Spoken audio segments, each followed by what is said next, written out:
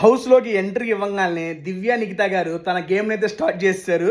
ఎప్పుడైతే లవ్ ట్రాక్లు అని చెప్పగానే ముగ్గురు మధ్య ట్రయాంగిల్ ఉంది, అది స్క్వేర్గా మారుతున్నది, మాకే అర్థం కావట్లేదు అనగానే ఏంటో ఇలా చెప్పేశారని నేను అనుకున్నా. బట్ తన ఎపిసోడ్ చివరిలో తన ఎక్స్ప్లెనేషను ఇలా చెబితే అసలు వాళ్ళది రియల్ ఎమోషన్సా, నిజంగా ఫుటేజ్ కోసం యాక్టింగ్ చేస్తున్నారా అని చెప్పి తెలిసిపోద్దని ఏదైతే ఒక స్మార్ట్ మూవ్ చేశారో అది నెక్స్ట్ లెవెల్. వచ్చిన 1 వీక్ 2 వీక్స్కే ఇలాంటి జెన్యున్ బాండ్స్ ఫాలో అవుతాయలేవు అని చెప్పి ఆవిడ తెలుసుకోవాలనుకుంది. అండ్ ఆవిడ తెలుసుకోవడంతో పాటు మనకు కూడా తెలియజేయాలనుకుంది ఆడియన్స్తో.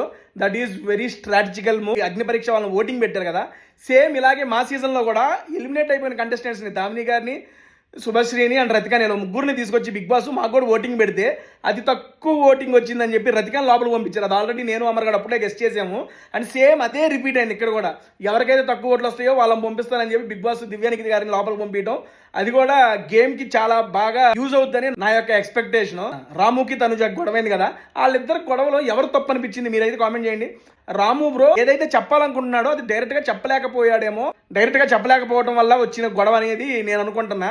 అండ్ సంజన గారు ఏంటబ్బా ప్రతిరోజు సిగరెట్లు తాగటం, కాఫీ పౌడర్ ఏదో ఒకటి దాస్తానే ఉన్నారు. అండ్ ఒకనొక టైంలో చూసే వాళ్ళకి బాగానే ఉంటుంది, కానీ ఆ ఇంట్లో వాళ్ళకి చాలా ట్రిగర్ అయింది. చాలా చాలా పెద్ద గొడవలు కూడా అవుతాయి దీని మీద ఫ్యూచర్లో అని చెప్పేది నాకు అనిపిస్తుంది. అండ్ దివ్యానిఖిత గారు ఇంట్లోకి రావడం ఎంతమందికి ఎస్ ఆవిడ కరెక్ట్ పర్సన్ అనిపించింది, లేదా ఇంకెవరైనా రావాల్సిందని అనుకుంటున్నారా? మీరైతే కింద కామెంట్స్లో తెలియజేయండి.